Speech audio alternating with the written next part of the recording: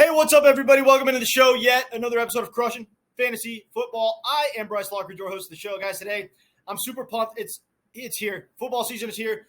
We got the Rams and the Bills kicking off the season tonight. I couldn't be any more excited. I know you are as well. So today here, I've got a list for you guys of 5 players that you need to stash on your bench because these guys are going to be potential league-winning players. And if they end up going off in week 1, you might be out of luck. So you've got to get them off the waiver wire right now if you're lucky enough for them to still be there. And you need to stash them on your bench for a season-long stash because they're going to provide great value down the stretch. So I'm going to get right into it with the first player on my list, and that is Jameis Winston. Now, this is a guy who threw for over 5,100 yards in his 2019 season.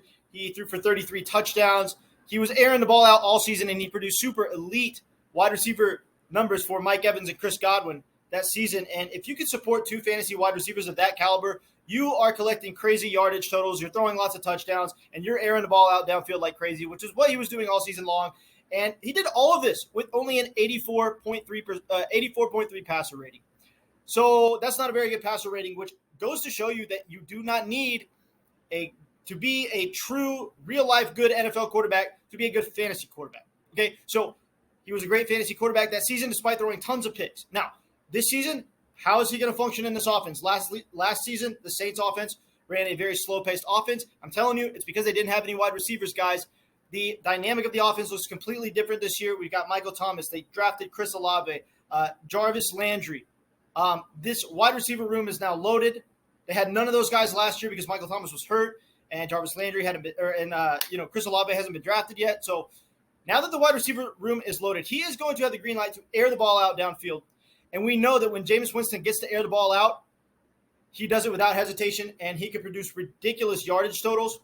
I can see this being a massive season for Jameis Winston. Now, let's assume that he has a slightly better quarterback rating than he did in that 2019 season. Say he has a 90% or a 90-plus passer rating. He literally has the chance to produce like 4,500 passing yards in this offense.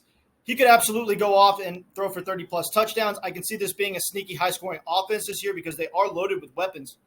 So I love Jameis Winston's passing upside. He also has by far a better pass-catching running back to throw the ball to in Alvin Kamara than he ever did when he was on the Bucs. So that's going to add to his passing yardage totals. This dude could put up some ridiculous numbers this year, and I wouldn't be surprised whatsoever if he was a top 5 fantasy quarterback. He's sitting on the waiver wire in most leagues. He should not be unrostered. You've got to grab this guy while you have the chance. Next player on my list is going to be Van Jefferson. Now, Van Jefferson is not playing in the game tonight. He's obviously going to miss some time. According to Sean McVay, they are day-to-day on his injury. We don't know exactly how much time he's going to miss, but I don't think that he's going to be missing all that much time. This should be an injury that he is back from pretty soon. You know, he had the minor, surgery in the offseason on his knee.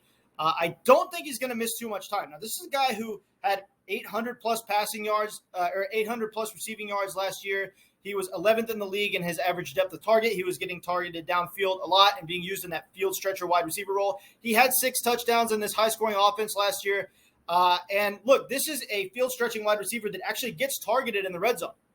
I mean, most field-stretching wide receivers don't get targeted in the red zone because, well, they're only used to stretch the field and that's it. But they actually target Van Jefferson in the red zone. This gives him some scoring upside and a very high-scoring, pass-happy offense. It's going to be airing the ball out all season long. On top of that, a lot of defensive attention is going to be on Cooper Kupp. So that means that Van Jefferson will be targeted more downfield to help keep defenses honest and help keep them from double-teaming Cooper Kupp every single game. So Sean McVay is going to continue to use Van Jefferson in the field stretching role, throw him the ball downfield, probably even more this year. I can see him having an increased target share because they're going to have to throw some deep passes to Van Jefferson just to keep defenses honest and keep them off of Cooper Kupp and even off of Allen Robinson. So I really like Van Jefferson this year. As long as he doesn't miss too much time, I think he has an outside shot of having over 1,000 receiving yards in this offense. We're obviously going to have to keep an eye on his injury and see how long he's out. But if he's back in a reasonable amount of time, I think he can produce awesome yardage totals. Either way, as the season progresses, by the time this guy gets back on the field, I think he's going to be very valuable for fantasy, and he is a very important stash play that you need to get on your team immediately. Next player on my list is going to be Raheem Mostert. Now, this is a guy who has averaged 5.7 yards per carry in his career. I mean, that is absolutely ridiculous.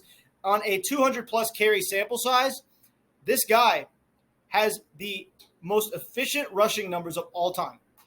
For 200-plus carries, he's averaged 5.7 yards a carry.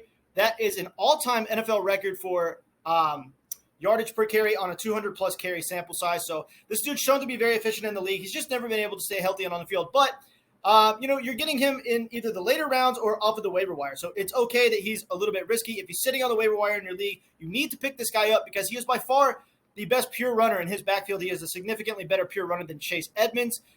We know that, Chase Edmonds is going to get a lot of the targets out of the backfield, but Raheem Mostert, as the season progresses, as long as he can stay healthy and on the field, should dominate the majority of carries. I mean, he is by far the better, more electric back as far as just a pure runner. And with that being said, he should get more goal line carries than Chase Edmonds. We know that this team could possibly present some scoring upside. I mean, they got Tyreek Hill, Jalen Waddle, Mike Gesicki, Chase Edmonds, Raheem Mostert in the backfield. I mean, this team could have very good upside this year as an NFL offense. They have the upside to be a top 15 NFL offense. If that happens, that means Raheem Mostert is going to have additional scoring opportunities along with his potentially massive yardage totals. I love him as a sleeper this year. I think that if he can actually stay healthy on the field, he's going to be very valuable for fantasy. A lot of people in your league might have stayed away from him because they don't trust him to stay on the field, and I don't blame them. But look, this guy has some serious upside if he can actually stay healthy. So if he's sitting on the waiver wire, you need to get him and stash him on your bench.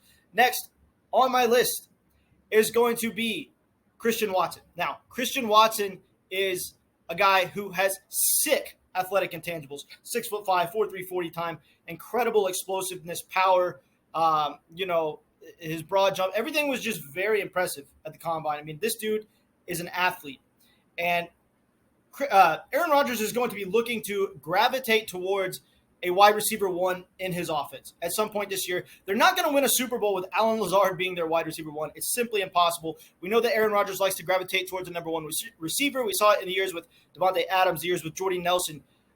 Aaron Rodgers likes to find his number one receiver and feature that guy as a target hog in the offense. I have a very good feeling that Christian Watson is going to be that guy. It might take until the later point in the season and the back half of the season for Christian Watson to start going off. But look, Aaron Rodgers is old. He wants to win a Super Bowl. He's not going to waste a whole lot of time. He is going to make the most talented wide receiver in this offense, who is Christian Watson, his number one receiver sooner than later, and he's going to end up going off in the second half of the year. Next and final player on my list that you need to stash on your bench is Romeo Dubose. Now, like I said, I am in favor of Christian Watson being the alpha target later in the year, but there are reports coming out of training camp that Romeo Dubose looks already like a professional wide receiver, and he's, according to Aaron Rodgers, he is going to utilize him in this offense. So this guy is also going to have some flex value later on in the season. I don't see him being as valuable as Christian Watson, but there is always the outside chance that Christian Watson's rookie year, he doesn't pan out. Now, again, I don't think that's going to happen. I think that in the second half of this season, Christian Watson is going to break out and have some ridiculous fantasy numbers, but if that doesn't happen,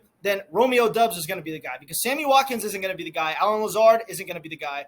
I mean, they just don't have anybody else to throw the ball to. It's either going to be Romeo Dubose or Christian Watson. So, Romeo Dubose could end up being that sneaky upside guy in this Packers offense. Grab him just in case. If you have a player or two on your bench that you don't really feel like you need, I think that Romeo Dubose can actually provide some value later on in the season. All right, guys, I do appreciate you tuning into the video. Make sure to stash these guys on your bench. They could be potential league-winning players.